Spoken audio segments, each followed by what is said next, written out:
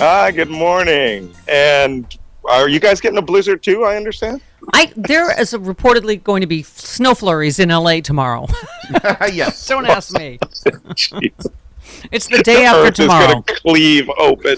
Yeah, Palm trees will be falling. All right. exactly. Well, let's talk about the president in Kyiv. I mean, historic, amazing, right? It really did take some Absolutely. balls. As we were saying, this is the first time a president has gone into a war zone where we don't control the skies, we don't have troops there. But it's going to end up being historic, isn't it? Well, it absolutely is. And as you know, I just wrote a Substack article called How Biden Humiliated Putin. I have it in And front of this me. is going to Yeah. it's going to be so much more humiliating when you read just what Vladimir Putin intended to have happen. And Yes, it I is have your this, piece. little Your piece is Go ahead. Schadenfreudelicious, as you would say. Yeah. It's Schadenfreudelicious. Oh, You- it's Schadenfreudelicious. You got to go on Substack and read it. Yeah. And- Well, but can I just I'll- keep people a taste? You said February 20th, 2023 was planned to be a day of triumph. Vladimir Putin would walk across Ukraine's Independence Square, give the speech of his life on the anniversary of the end of the Ukrainian special military operation. And it's sort of a whole, just piece about how obviously this just did not go at all as he intended, right? No, and then he looks up, he watches his television, and who does he see giving that speech from that spot, walking across Maidan Square, touristing from Maidan to St. Michael's Monastery, by coming by car and by train, and as I said, 24 hours in Ukraine, and Vladimir Putin was inconsequential. The Russians did not exist as far as the security of the president of the United States goes. And Dark Brandon dominates Putin's big day of celebration. Yeah. The United States lauded Ukraine for surviving a year at war, and now the real goods are coming that are going to help Ukraine beat Russia definitively. Yeah. What is that? I mean, what's in particular? Oh, yeah. Well, what I thought was really great. I thought the best trolling that was done, because, we're on these defense sites and they're like, oh, well, Biden's not announcing anything really big in this new $490 or $500 million aid package that he announced the day he arrived. Well, in fact, he did something that would mortify and put terror into the hearts of the average Russian soldier. He announced that package is mainly the rockets, more rockets for the high mobility multiple rocket launch system. And not just that there's more rockets. The HIMARS system, as we call it, it's like a surgeon's scalpel in the hands of an assassin. Okay? Yeah. He doesn't slit your throat. He makes a quick, quiet cut into your aorta and you bleed out rather quickly and die. That's how precise this weapon system is. The Russians are terrified of HIMARS, to the point where they just offered a German spy 6 figures in euros if he would just get them the coordinates of where Ukraine had the HIMARS multiple rocket launch system. So Biden announces, this whole package, it's HIMARS rockets. I mean, for the average Russian soldier, that's just death.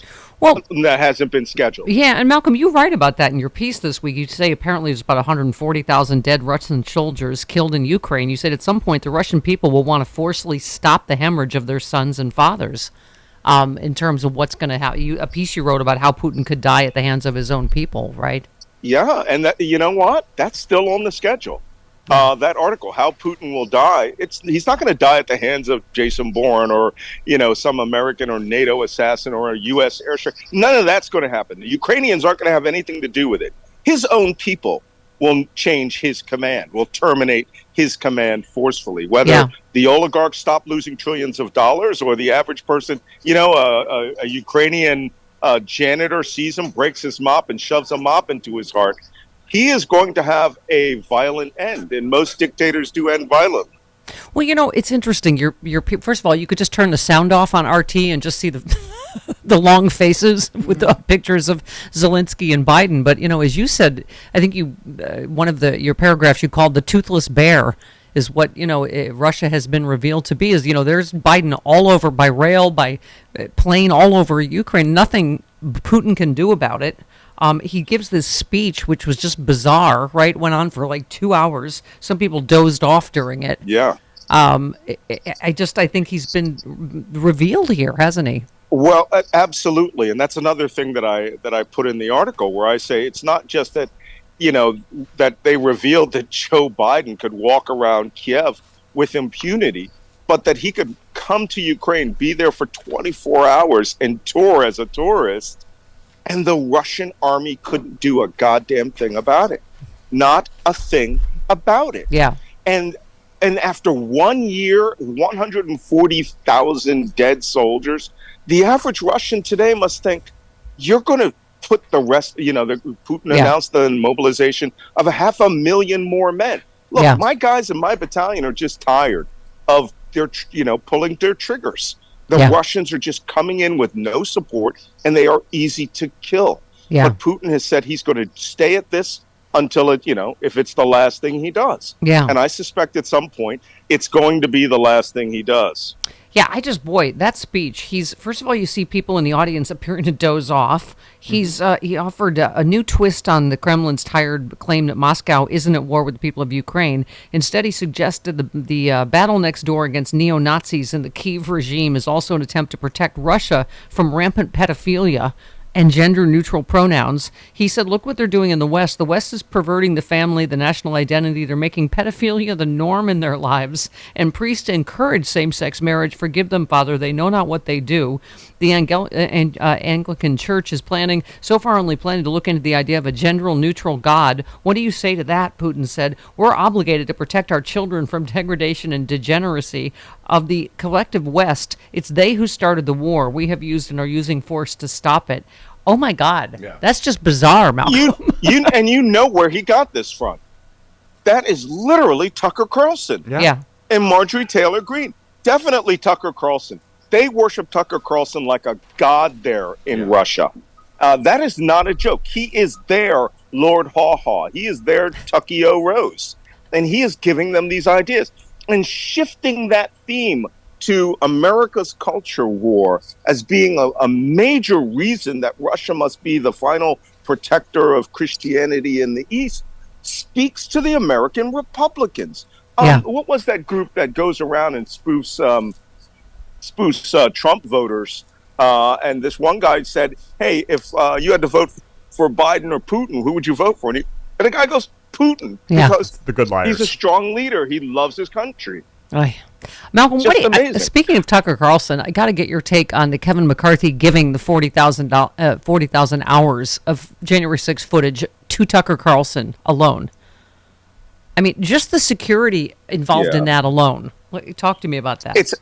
That's a nightmare. And I will tell you right now, he's, like they said, he'll expose every camera, every safe room, every place that everyone went to. And the only way to neutralize this as a threat, because he gave it to Tucker Carlson, who has denied any of this happened, who believes that Antifa was in there, he's an advocate of Donald Trump, is for every news media organization, yours, Stephanie Miller's show, should write a letter demanding that they be given access to those tapes. Every news media organization it belongs to the American people. Right. Yeah, it's property of the United States people. So therefore, everyone should be able to peruse it. And then we can get all the video of Josh Hawley running. From every angle, let's also talk. Yesterday we were saying this was curious about Trump saying he would accept the subpoena from the Proud Boys. But interesting, our friend Glenn Kirshner had another take. So members of the Proud Boys are trying to subpoena Trump as their star witness. That effort is doomed to fail, according to Glenn Kirshner. He said... they said they're hoping to elicit testimony from Trump that can persuade the jury that he, rather than their clients, instigated the crowd that stormed the Capitol on January 6th. But this is what I thought. He said it's extremely unlikely Trump will say anything about encouraging an attack on the Capitol. To the contrary, he might try to convince the jury he never said or suggested the Proud Boys or anyone else should storm the Capitol, so the Proud Boys are wholly responsible for their decisions to do so. Given recent history, it's clear Trump is not afraid to invoke his Fifth Amendment rights, meaning they may not be able to get any meaningful testimony out of him at all, let alone testimony that shifts the blame off of them and onto himself. What do you make of all that? I just think that, you know what? This reminds me of that Senor Chang meme from the TV show Community, where he goes, "I'll allow it. Yeah, I don't care either way that this Right. goes. Let the Proud Boys hang because Donald Trump will not assist them. Let him come in and confess, and let them all hang because Donald Trump, his hubris, can't take it. Let him come in and plead the fifth. Somebody's going down in this particular one." And I think it's great that the Proud Boys are willing to believe so fervently that he would help them that they will go to prison subpoenaing him. I love it. What is your take on the chatty jury forewoman from Georgia that's been talking about the Georgia grand jury? Well, apparently it's law in Georgia that grand jury, once they've been released like that they can say anything that they want, except, I mean, she's been very careful not to name names. Right. But, she just has so much glee in her eye that, it's like, I've just done something fun and interesting. Yeah. The only thing I'm worried about is someone can make, well, funny thing is, you can't argue against a grand jury, right? Right. There's nothing you can do about them once they hand down an indictment except for go to trial. Yeah. But, her wanting to meet Rudy Giuliani, she clearly has never been around.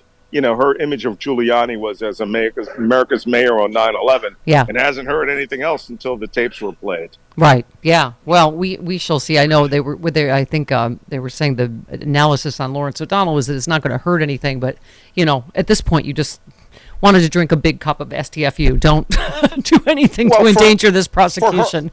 For her own safety, I would STFU and start thinking about places in upstate, well, not upstate New York, Manhattan, that she could go to where people will not come to her house and threaten to kill her. Yeah. And that's not a joke. I wrote about it in my book. They've threatened virtually everyone in the state of Georgia who said anything against Trump. Yeah, absolutely. By the way, this is an exciting week just all on its own because the new podcast, Black Man Spy, launches Friday. Yeah. Tell us about that, please. Yeah, the podcast was supposed to launch a year ago. And on Substack today and on Twitter, I'm going to put the previews. We filmed this in Ukraine in the month before the war. Oh, wow. And it's sort of a retrospective where I say, why, this guy was running this armor company, and now here he is and fighting in Donbass, and including myself. So the first episode is a primer from beginning to end, done before the war, why and how Ukraine existed. Great musicians on there that we recorded on the streets of Kyiv. So you can get that by coming to the Substack, subscribing to malcolmnance.substack.com, and you can watch the Black Man Spy podcast, which will come out every week until we can start ramping it up to daily like the Stephanie Miller Show. There you go. Yeah. There you go. It's like spy version of Idiot of the Week. All right. I wish. Love you, Malcolm. See you next week.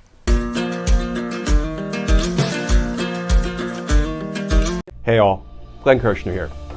I hope you'll join me on my new audio podcast, Justice Matters. I'll be using my 30 years as a federal prosecutor and Army JAG to unpack, break down, and explain the legal issues of the day, particularly where the legal intersects with the political. Please look for Justice Matters with Glenn Kirshner wherever you generally get your podcasts.